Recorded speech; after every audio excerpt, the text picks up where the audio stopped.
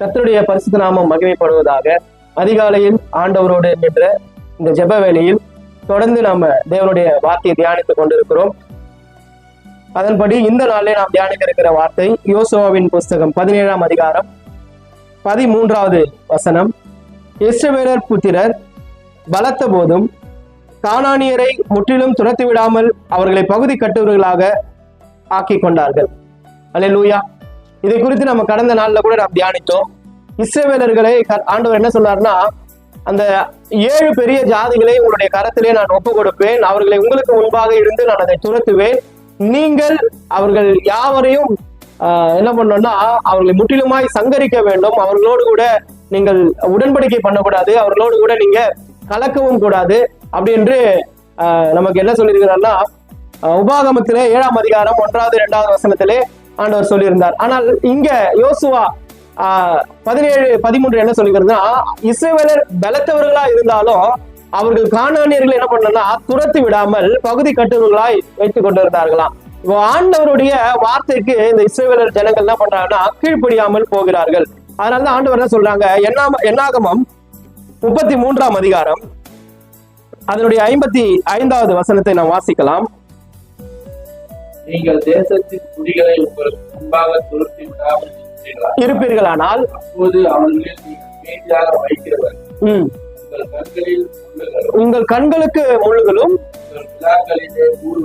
உங்கள் விழாக்களிலே கூறுகளுமா இருந்து தேசத்திலே உங்களை உபத்திரப்படுத்துவார்கள். ஆண்டவர் சொல்றாங்க, நான் 7 பெரிய ஜாதிகளை உங்க கரங்களில் ஒப்பு கொடுக்கும் போது, ஏன்னா அந்த கானான் தேசம் என்பது கர்த்தர் இஸ்ரவேலருக்கு சுதந்திரமாக கொடுத்தது. நீங்கள் 54வது வசனத்தை வாசிச்சீங்கன்னா, அது இஸ்ரவேலர்களுக்கு சுதந்திரம். அது கோத்திரங்களுக்கு தக்கதாக யாருக்கு என்னென்ன நிலங்கள் வேண்டுமோ அதெல்லாம் அவர்களே சுதந்திரத்துக் கொள்ள வேண்டும் என்பதுதான் ஆண்டவர் இஸ்ரவேலுக்கு கொடுத்த ஒரு சுதந்திரமா இருந்தது. ஆனால் இங்க இஸ்ரவேலர்கள் என்ன பண்றாங்கன்னா, அவர்கள் தேவனுடைய வார்த்தைக்கு கீழ்ப்படியாம கானானியரை அவர்கள் துரத்தி விடாமல் அவர்கள் என்ன பண்றாங்கன்னா பகுதி கட்டுவர்களாய் அவர்கள் கூட வைத்திருந்தார்களாம்.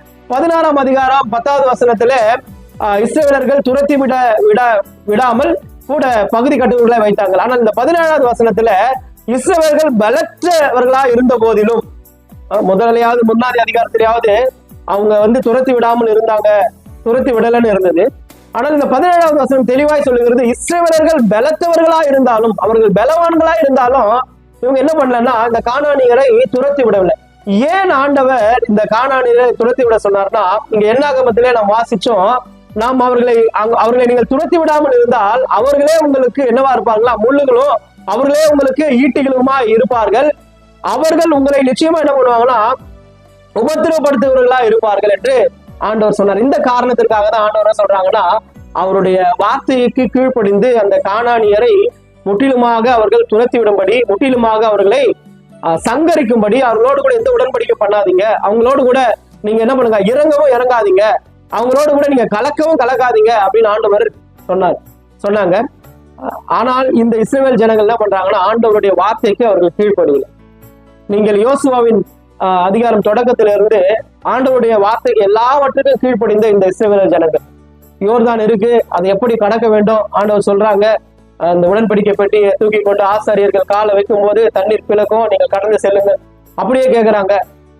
எரிகோ மதில் தடையா இருக்கிறது, அதை எப்படி கடப்பது என்று இவர்கள் திகைத்து நிற்கும் போது ஆண்டவர் சொல்றாங்க, நீங்க என்ன பண்ணுங்க 7 நாளும் அலங்கத்தை சுற்றி ஆர்ப்பரியுங்கள், 7வது நாள் 7 தடவை நீங்கள் என்ன பண்ணுங்க ஆர்ப்பரியுங்கள், அப்போது அலங்கம் இடிந்து விடும், அதற்கு எதிராக நீங்கள் எதிர்பட்டு போங்க. இஸ்ரவேல் ஜனங்கள் அப்படியே கேட்கிறாங்க.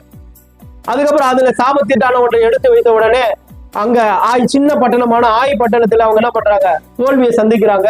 யோசுவா அவன் ஆண்டவரிடத்துல முறையிடும் போது, இப்படி ஒரு சாபம் இருக்கிறது, அந்த சாபத்தை செய்த ஒரு மனுஷன் என்ன பண்ணுங்க கல்லெறிந்து அவனை எரித்து அவனை கொல்ல கடவுள்கள் என்று சொன்ன உடனே கூடவே இருந்த அவன் என்ன பண்றாங்கன்னா அவர்கள் ஆண்டவருடைய வார்த்தைக்கு கீழ்ப்படிந்து அப்படியே அவனை கல்லெறிந்து அவனை என்ன பண்றாங்க எரித்து கொள்றாங்க. இதுல எல்லாவற்றையும் ஆண்டவருடைய வார்த்தைக்கு கீழ்ப்படிந்து இந்த ஜனங்கள் இந்த கானானியரை நீங்க என்ன பண்ணுங்க துரத்தி விடுங்கள் என்று சொன்ன இந்த வார்த்தைக்கு மாத்திரம் அவங்க என்ன பண்ணல, கீழ்ப்படியல.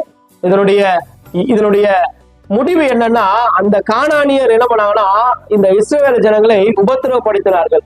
இன்னும் நீங்க உபாகமம் 7ஆம் அதிகாரம் நீங்கள் 3வது வசனத்தை நீங்கள் வாசிப்பீர்களானால், நீங்க அப்படி அவர்களை விட்டீர்களானால் அவங்க என்ன பண்ணுவாங்கன்னா உங்களை தேவனிடத்திற்கு நெருங்க கூடாதபடிக்கு உங்களை அவர்கள் என்ன பண்ணுவாங்கன்னா அவர்கள் விலக பண்ணுவார்கள் என்று வேதம் சொல்லுகிறது. அல்லேலூயா. நீங்க சாலமோனை பாத்தீங்கன்னா அநேக மனைவிகள் மறுமனையாட்டிகள் இருக்கிறாங்க. அவர் என்ன பண்றாருன்னா இவர்களை முற்றிலுமாய் துரத்தி விடாம இவர்கள் என்ன பண்றாருன்னா வேலைக்காக அவன் என்ன பண்றான் வைத்துக் கொள்ளுகிறான். அதனுடைய முடிவு என்னன்னா தன்னுடைய விசுவாசத்திலே சாலமோன் என்ன பண்ணான்னா விழுந்து போனான். இன்னைக்கு நாமளும் என்ன பண்றோம்னா ஆண்டவர் சொல்லுகிற வார்த்தைக்கு நாம் கீழ்ப்படியாமல் போனோம் என்றால் ஆண்டவரை விட்டே நாம் விலகக்கூடிய ஒரு சூழ்நிலையிலே நாம் தள்ளப்படுகிறோம். ஆண்டவருக்கு நம்ம அதுதான் கலாத்தியர் 3ஆம் அதிகாரம் 3வது வசனம் சொல்லுகிறது, ஆவியினாலே ஆரம்பம் பண்ணின நீங்கள் மாம்சத்தினாலே முடிகிறது என்ன, நீங்கள் இப்படிப்பட்ட புத்தியினர்களா மதியினர்களா என்று ஆண்டவர் நம்மளை பார்த்து கேட்கிறார். நம்ம ஆண்டவரை ஏற்றுக்கொள்ளும் போது நம்ம ஆதியில என்ன பண்றோம்னா ஆண்டவர் வார்த்தைக்கு அப்படியே கீழ்ப்படுகிறோம், ஆண்டவர் சொன்ன காரியங்கள் எல்லாம் செய்யறோம், வேதத்துக்கு கீழ்ப்படிந்து நம்ம நடக்கிறோம்.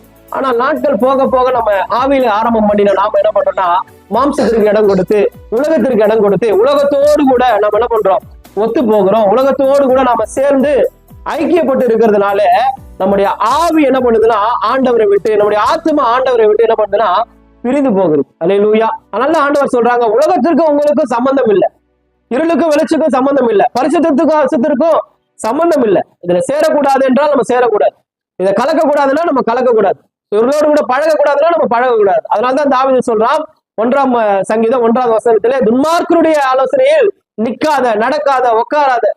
அங்க உட்கார்ந்தனா நாமளும் என்ன பண்ணுவோம் அப்படிப்பட்டவர்களாய் மாறிடுவோம். நாம நினைப்போம் நான் ஆண்டவருக்குள்ள இருக்கிறேன், நான் என்ன பண்ணுவேன் அவர்களை போயிட்டு நான் அவங்க கூடவே இருந்து அவங்க கூடவே அப்படியே டிராவல் பண்ணி அவர்களை நான் ஆண்டவர் பக்கமா நான் கொண்டு வந்துடுவேன். நிச்சயமாய் அது கூடாத காரியம், நிச்சயமாய் அது கூடாத காரியம். நம்ம அவர்களோடு கூட நாம் இசைந்திருப்போமானால் நம்ம என்ன பண்ணுவோம் அவர்களை போலவே மாறிவிடும். அதனாலதான் வேதம் சொல்லுகிறது ஆவினாலே தொடங்கின நீங்கள் ஆரம்பம் பண்ணின நீங்கள் மாம்சத்திலே முடிகிறது என்ன. அல்லேலூயா. அதனால ஆண்டவர் நமக்கு என்ன வார்த்தை சொல்லுகிறாரோ அந்த வார்த்தைக்கு முதல்ல கீழ்ப்படுகிறவர்களாய் நாம் இருக்கணும். உலகத்தோடு கூட நாம் சேரக்கூடாது.